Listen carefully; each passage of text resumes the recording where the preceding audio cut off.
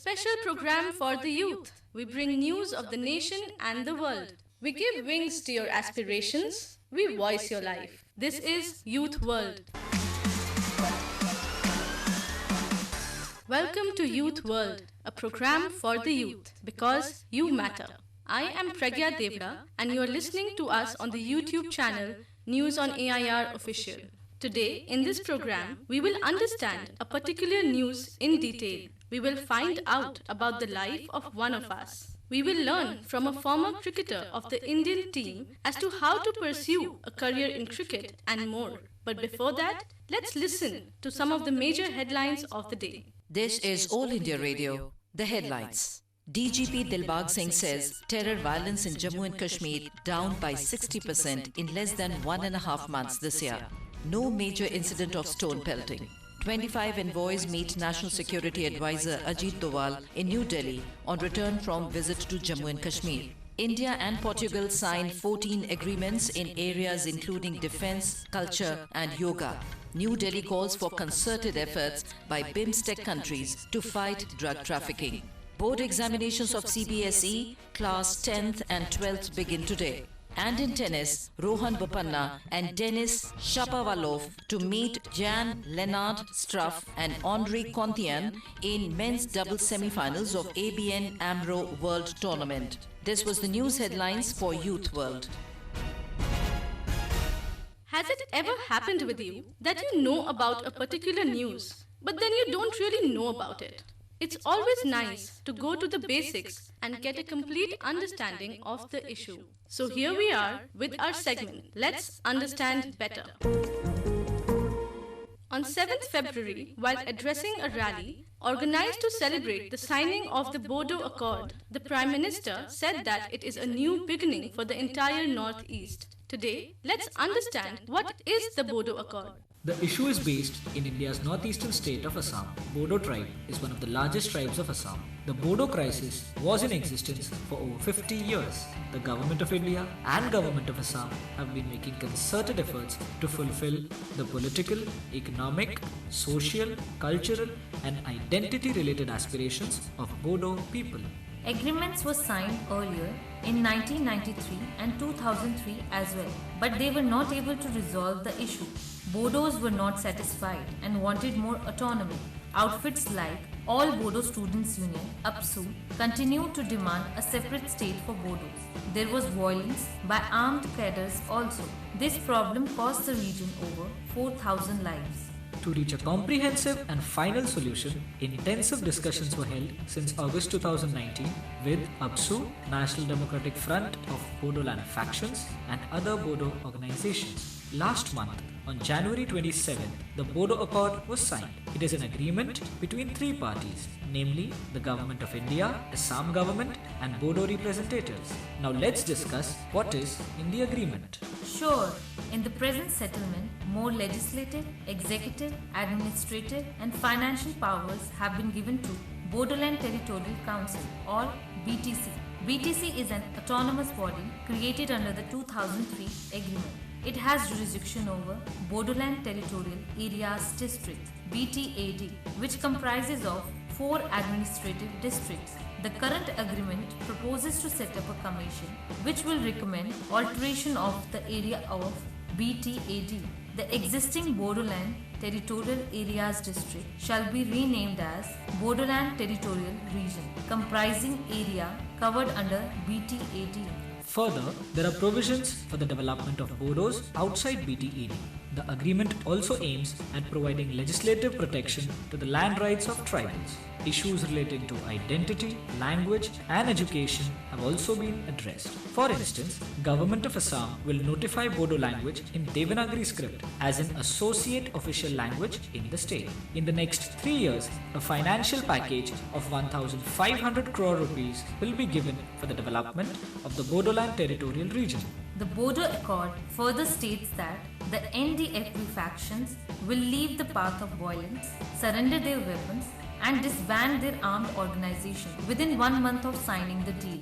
Necessary steps would be taken by the government for their rehabilitation, such as vocational training, funding economic activities, and recruitment in appropriate government jobs. Also, Bodo youth will be considered for recruitment in army, paramilitary forces, and police to increase their representation in the forces. Union Minister for Home Affairs, Shri Amit Shah, said that Assam's territorial integrity is assured with this agreement, as every single Bodo group has come on board. After the Bodo Peace Accord, the Assam government has appealed United Liberation Front of Assam Independent Chief Paresh Barua to come for talks. This is Laukik Parak and Sheetal Angral for Youth World. India is a diverse country in terms of its geography, culture, people, their lives, aspirations, and perspectives. So here we are with the story of a person from Jammu in the segment One of Us.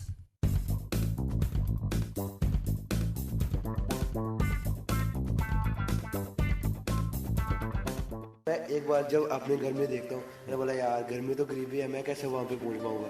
Often, the roads for dreams and aspiration that an individual aspire for is not a smooth one. Today, we, Aditya Agnihotri and Saurabh Sharma, present our radio documentary titled Restriction on a Recipe.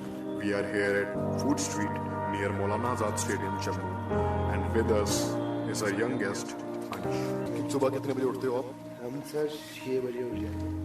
फिर क्या करते हो आप? फिर sir सैर करने जाना होता है और फिर उसके बाद घर में आना है.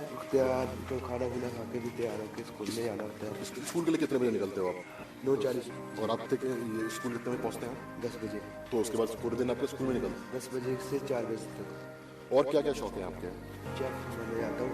ये हमारे घर वाले बोलते हैं चेफ नहीं बनना है, वो इलेक्ट्रीशियन चाहे कोई वो इंजीनियर की ट्रेनिंग करने है. मानता नहीं, मैंने बोला चेफ ही बनना है. और आपके साथ वाले जितने बच्चे हैं क्या क्या जैसे आपके साथ वाले उनके क्या क्या शौक हैं? वो क्या करना चाहते हैं जिंदगी में? सब आर्मी में आना चाहते हैं. आपने नहीं सोचा कभी आर्मी में जाने के लिए? नहीं, क्योंकि हमारा 3 भाई हैं, 2 आर्मी में, तीसरा भी चले जाएगा तो फिर ठीक है. लोगों को इतना मालूम नहीं है कि हमने ज़िंदगी में क्या करना है क्या नहीं. ठीक है सर. बात यह है कि हमारे घर वाले को इतनी सपोर्ट नहीं करते. हमारे गांव के लड़कों को इतनी सपोर्ट नहीं है. घर वालों की सपोर्ट हो ना तो हमारे गांव के लोग कहीं दूर पहुँचे. शहरों के लोग इसलिए पहुँचते कि उनके पास पीछे जो बैकग्राउंड होता है ना वो अच्छा होता है. हमारे इधर बैकग्राउंड नहीं इतना अच्छा होता गाँव में, जो बड़ी बात है. गाँव क्या था? कौन सा था आपका गाँव का नाम?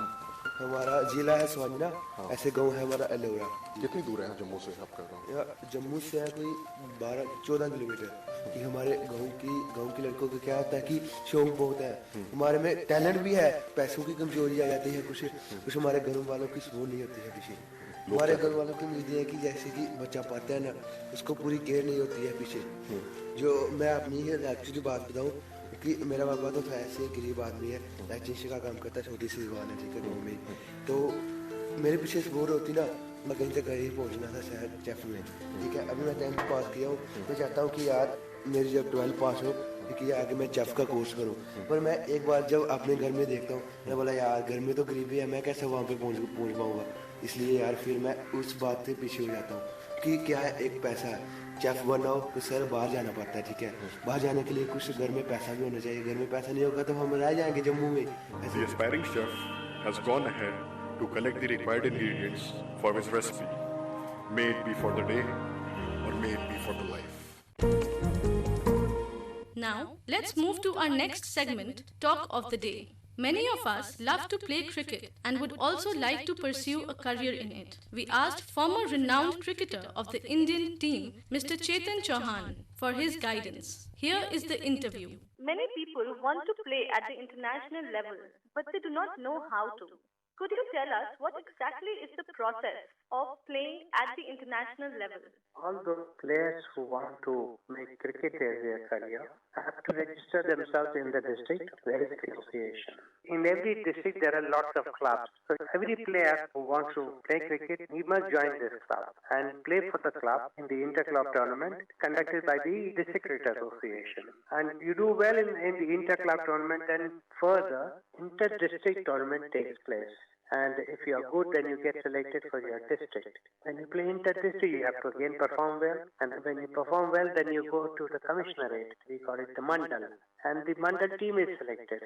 An inter-commissioner tournament takes place. And you do well in the mandal level, then selections take place at the state level. And you do well, then you're shortlisted at the state level by the association, and then you play for the state.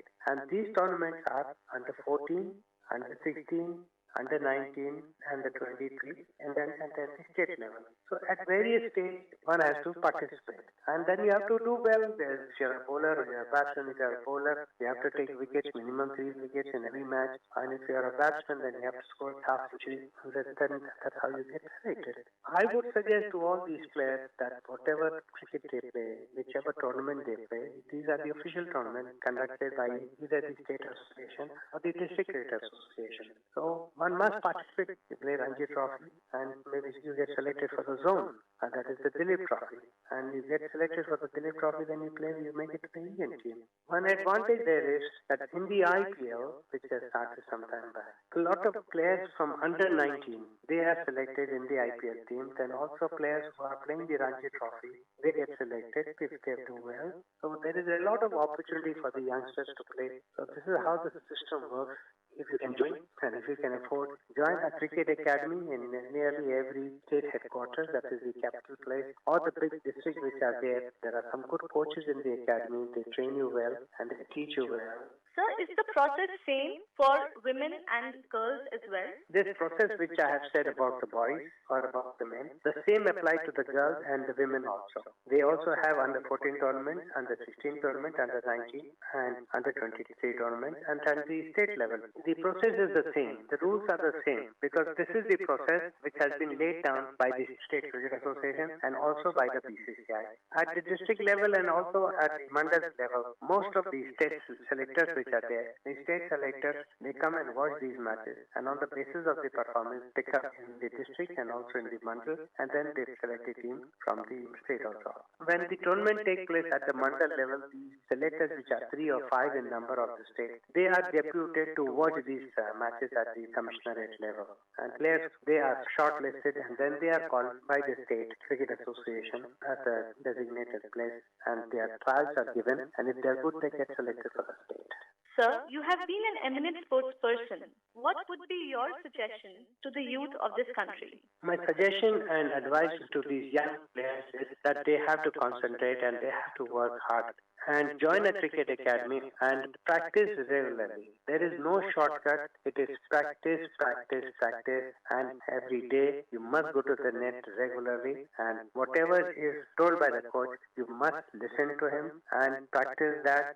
You must practice about 3 to 4 hours a day, and you must have a good coach who will advise you, who will teach you, and whatever mistakes you make, he will correct those mistakes. And also, you must be ambitious. You have to set a target. This is the target. I want to play for the state, and in 2 years' time or 3 years' time. And if you are a batsman, score runs. Wherever you play, you must score runs. You have the bat, the bat must do the job. If you're a bowler, you must go taking wickets. The player may not realize that is how the word goes around. Oh, such and such player is a good player, he's a good bowler, he's a good batsman, and he is performing consistently. And that's how you come in the eyes of the selector, and that's how you get selected. It's often very useful to know the central theme of a book, speech, or a movie. That's exactly what we do in our next segment, Gist. Today, we will discuss about the book Out of Print, Newspapers, Journalism, and the Business of News in the Digital Age by George Brock. Newspapers are part of our everyday life. They give us so much of information, help us form opinions about the happenings across the world, isn't it? But have you ever thought how they originated in the first place? Out of Print by George Brock, published first in 2013, is a book that answers many questions about print media. The author vividly chronicles the birth and subsequent growth of newspapers around the world with special focus on West European countries and America. Did you know that news first started flowing along the commercial trade routes in ancient times? Interestingly, pigeons were also used to transmit messages. The readers will be inspired to know about the challenges print media faced with the advent of radio, television, and subsequently digital media during its evolution. You will also be impressed to read how effectively those challenges were turned into opportunities for survival, as has often been done by humans in other spheres of life. The author lays special emphasis on the agenda-setting power that newspaper moguls had and the huge impact it made in shaping the world history. Also, the relationship among industry, politics, and press is a dominant narrative throughout the book. The 20th century is marked by journalism crystallizing as a profession. The book also accounts for the pace of development of press in different parts of the world. Contrary to the West, when newspapers were decelerating, India, Brazil, and China had a big market for print media. Today, Internet has changed the way we consume and use news. Time crunch has affected reading behavior drastically, forcing innovation and rethink for the print. It has changed the way journalists can practice their profession. New media jargons like yellow, investigative, and data journalism have been lucidly explained using examples with striking simplicity. The author elaborates about different scandals that rocked the print industry and brought forth the ideas of credibility, privacy, public confidence, and ethics that readers rightfully demanded from the print. If you feel that disruption caused by digital and social media will lead to disappearance of the newspapers, then think again, as the author, with the help of data, explains that print journalism in its evolutionary avatar will flourish, providing flexible choices to its readers. According to George Brock, journalism is an ongoing living experiment wherein periods of stability are just an exception. So, if you're curious to discover the past, analyze the present, and predict the future of journalism across the globe, Out of Print is the book for you. This is Aditi Agarwal for Youth World. With this, we come to the end of today's program. You were listening to Youth World. You can listen to us on the YouTube channel News on AIR Official and on the website www.newsonair.com. You may email your opinion about this program at airnsdtalks@gmail.com. Take care. Goodbye.